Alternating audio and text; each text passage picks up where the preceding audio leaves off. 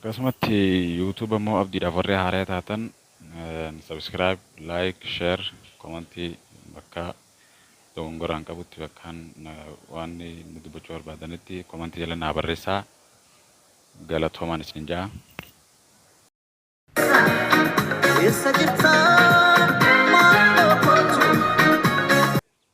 Akkasumatti amma kun maqoota kana yoo ilaalte maqoonni kun maqaa waan ittiin dalagame jechuudha. Maqaa Haacaaluutiin qabanameedha. Kanarraa isa akka of qusattan maqaa Haacaaluutiin warra daldalachuu barbaadu jira jechuudha. Kanarraa isa of qusadhaa asumaan dhaamsa kiyyaan dabarsuu barbaada.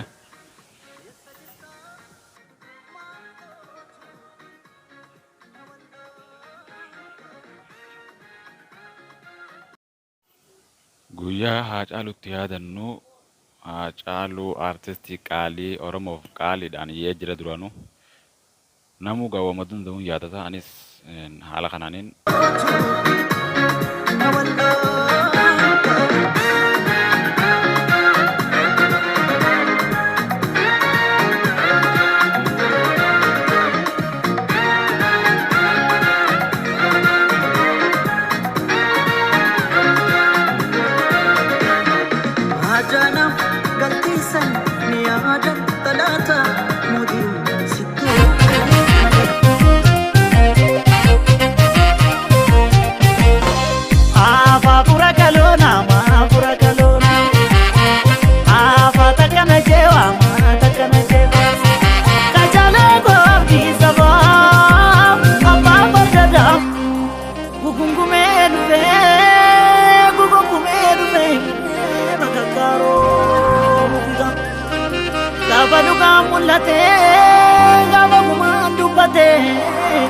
Yadattuu yaada boroo eessumasee